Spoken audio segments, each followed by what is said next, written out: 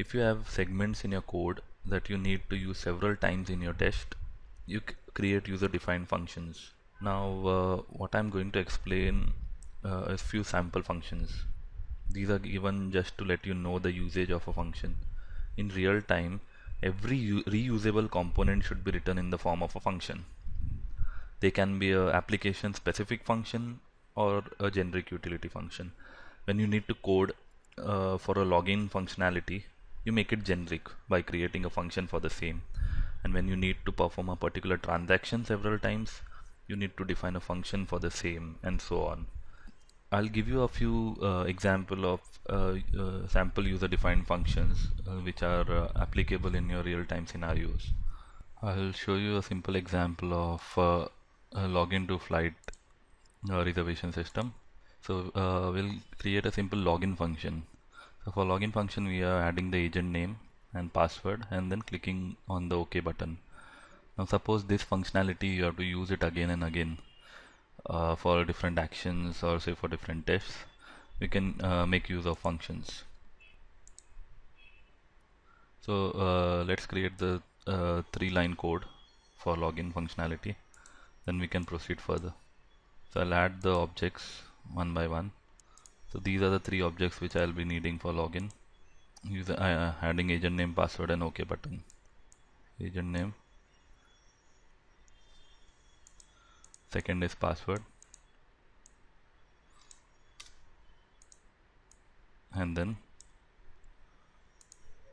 we have the clicking on the OK button. Okay. Now suppose I just hard code it with any value, say for example test, and password is Mercury, and click on OK button.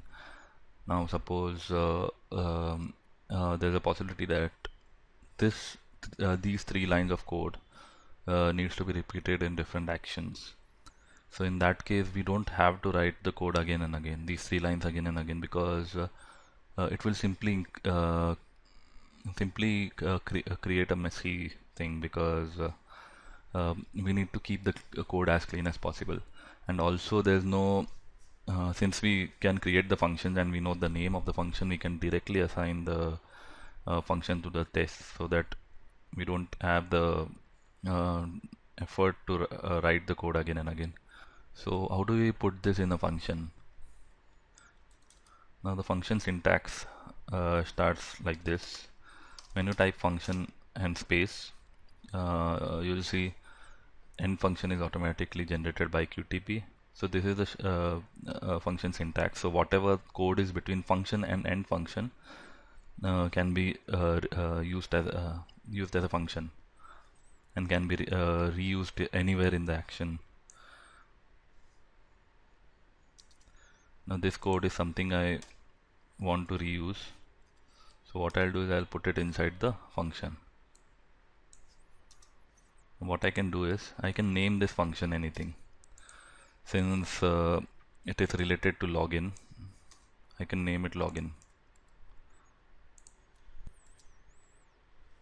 So FN is the coding standard which we normally follow, so that like for integers we have int, like other variables we follow certain coding standard. Same for functions, we can follow FN in small, and then you can give the name of function with the first letter in capital. So since it's related to login, I'm giving the name as FN login with L capital. Now and brackets. So this is how my function is created. This is a simple example. Now what I can do is I can call this function from any other action in the test. So there has to be certain code to call this function. So what happens is whenever I call this function, this code will be running again. So say for example I'm calling the function in this action itself, so the code will be call fn name of the function login and brackets. Okay, so what this line number 8 will do, it will call this function. So whenever the line number 8 is executed, this function call happens. and these 3 lines will be executed. Okay, so I'll show you by running the script, by debugging running the script in debug mode. Okay, so one thing you'll observe that the first line that is executed is line number 8. So what QTP does is it won't execute the the function wherever it is placed.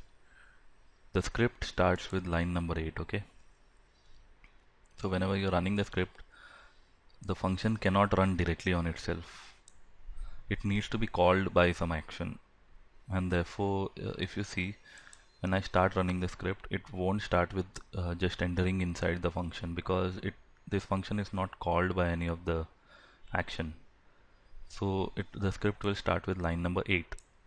Now in line number 8, as you can see, it is calling the function, and now let's see what happens. As you can see, it has entered the function. It has gone to line number 2. That is, since line number 8 calls function, now it can execute line number 2, 3 and 4. So it will enter the agent name, password, and click on OK button. So this is how the script runs.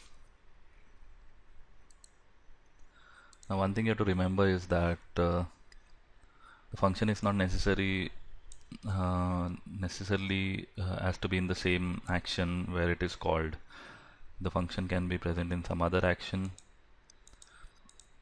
from where it and it can be called in some other action. But the only thing that is important is that the objects for agent name, password and OK button should be present in other actions as well. Otherwise the test script will fail, because if the objects are not present in the object repository, although the function call will be successful, QTP won't be able to find these objects in object repository, and therefore the test will fail. Now we can have this was a simple example of function. Now we can make our functions more powerful.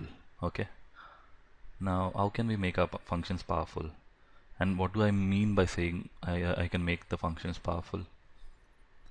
Now what happens here is I call the function, the lines of code run, and then the script is executed, and the application logs in with the values, hard-coded values test and Mercury. But sometimes there may be a necessity that a function may not be independent on its own for the values. Like here the function is independent of values. It is having its own value, that is test and Mercury. But it is possible that sometimes the calling action needs to pass the values to the function, and it wants to execute the values, only those values which are passed by the function. So how is it possible?